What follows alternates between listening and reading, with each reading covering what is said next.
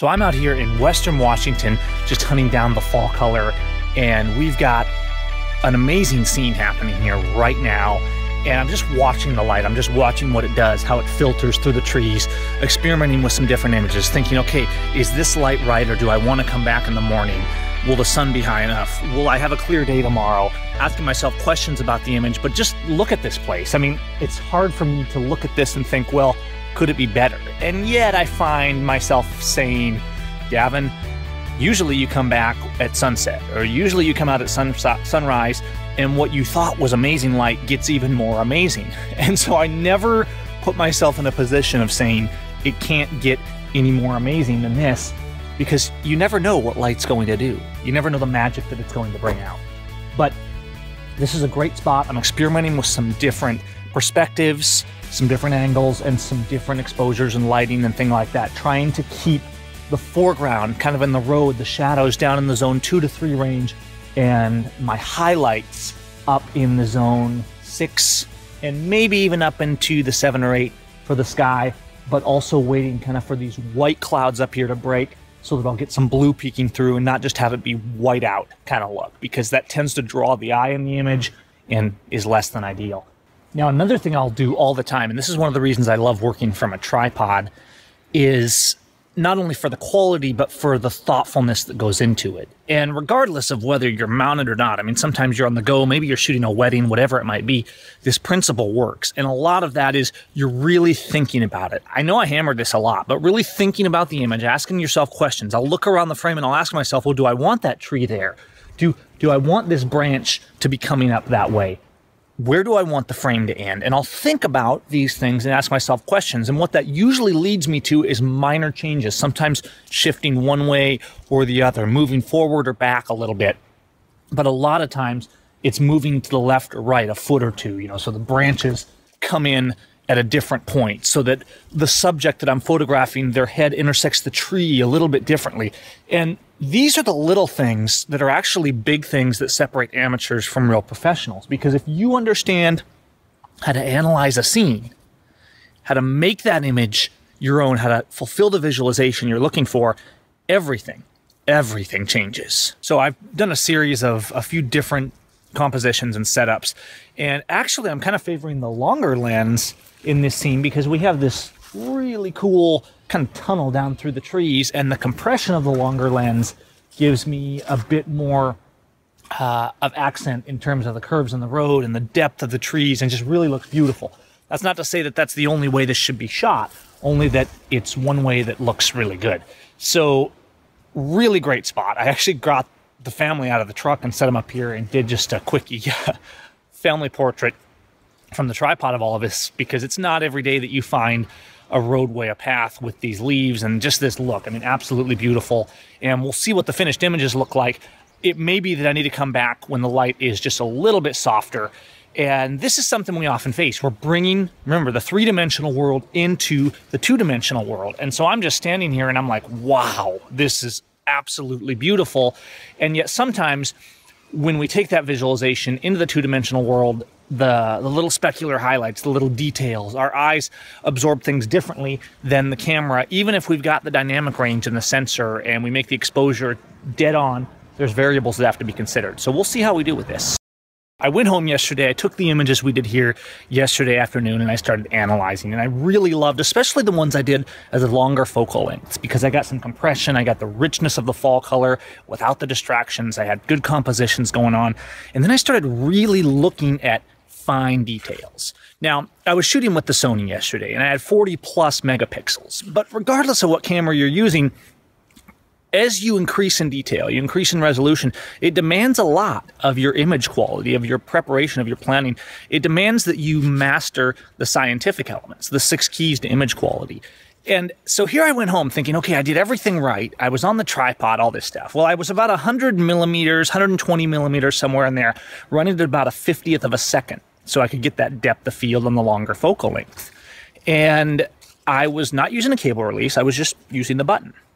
Now, bear in mind, this is actually a mirrorless camera, but just the touching of the camera while making that 50th of a second exposure at the longer focal length had the slightest bit of motion blur. So I started looking at the details of these beautiful images and thinking, yeah, it looks great, but when I go to large print, I'm not going to have quite the detail that I could. And so what I did is I actually came back up here around the same time of day today just to do a second round. Honestly, I probably could have printed the first round, but it's a great reminder to always keep in mind every nuance of how we work with detail and of how we master the image, because the little things matter. Just the difference of using a cable release or putting on a 2 or a 5-second self-timer so that the subtle jostling of my finger touching the camera and shaking that longer focal length goes away. I could also use the steady shot on this particular camera, and that might help as well. But generally my practice is if using a tripod, and this is a good practice, and after seeing what I saw yesterday, I'm going to use it even more often. My practice is generally to use a timer when on a tripod, then I can press the button, pull my hand back, and it just allows the camera to settle just a little bit. Now, even though I'm normally working on landscapes at 24 or 40 millimeters, a little bit wider focal lengths, I can still reap a benefit from that. But I'm also using good practice so that if I'm doing like I did yesterday and bringing in 100+ millimeter focal length at those semi-slow shutter speeds, now I can maintain that detail. And the difference is night and day when you get down to that pixel level. And of course, when we cross over to the wall print, putting great art on the walls, it's going to make a lot of difference. Yesterday, I was out in the field and I was doing these photographs of the fall color out here in Western Washington. And I had the winding road and all this stuff, and I was making these cool images, and I was struggling a little bit as I thought about my composition and how I wanted to set this up, because I was looking at the winding road and the fall leaves, and I'd do one set and then I'd move a couple feet like I talk about doing and try to refine that composition. And so after some study and experimentation, I come up with a composition that looks pretty good. And I'm looking at the sky now, and I'm asking myself questions about the images. I'm taking in all the elements. And that's what we're talking about here today, is how to analyze your composition to make a better photo. And so I'm looking at my frame and I'm thinking, well, where does it cut off? Up here on this one, we have a bit of sky, and that sky right now is white because of the clouds. And if I wait, that sky will be blue or broken blue and white, which might look a lot more aesthetically pleasing. And then I think, well, maybe I don't want the sky at all. And so what I actually ended up doing in my favorite image of the sequence, and I try to take less images and spend more time thinking. And so I'm thinking, I'm analyzing, and I say, well, let's use the longer focal length. And so I actually went to a 70 to 200 lens. And I go at 70 and I go 100, 120 millimeters, and I start bringing it in. I start compressing the scene now. And it's a bit of a long scene looking down the channel of the trees, as you see here. And it changes everything. It changes everything to the point where I'm in post-production and I didn't even realize between one focal length and another, between one comp and another, even though I'm looking down the same roadway, it took me a few minutes to realize that I was actually in the same spot, that was the same set of trees, because the feeling of the scene, the perspective changed so dramatically when I did that. And it really made me think about how we do our composition. Now, you're probably thinking, well, this is basics. This is 101. You change your focal length. You move forward, you move back, you move left, you move right. Yes, those are fundamentals. And they're fundamentals that I don't think we analyze enough. When we talk about the aesthetics of art, when we talk about space and position and line and tone, the kind of stuff that we dig into deeply in the Photographics miniseries. When we analyze these things, you got to think, okay, what do I want? We know that these are relevant things, but oftentimes we're out in a beautiful place and we're like, oh, I got to have some of that blue sky, or I got to have a horizon. My favorite image was the one where I cut down, I compressed in with the longer lens, and I just got the trees. I didn't need a sky in that particular image. And so you can look at this one or that one, and you be the judge. See, your visualization might be different than mine, but we always have to think about the aesthetic principles. Used correctly, rules, if we want to call them that, lead us to a better understanding and analysis of the image we're making. See, if we talk about rules or aesthetic principles that are timeless in art, and then we think about how we apply those to the image we're making right here, right now, it changes how we see. We start asking ourselves questions about the images. Listen to yourself in terms of what you want to make, because it's your visualization. You know, great, you can go out after you make the image and you can get feedback and you can have people tell you what they think and kind of gauge that and see if you're seeing it the right way. Maybe you just have an emotional attachment to an image and maybe it's really not that great. And you can start to gauge that in the way that you process information when making an image.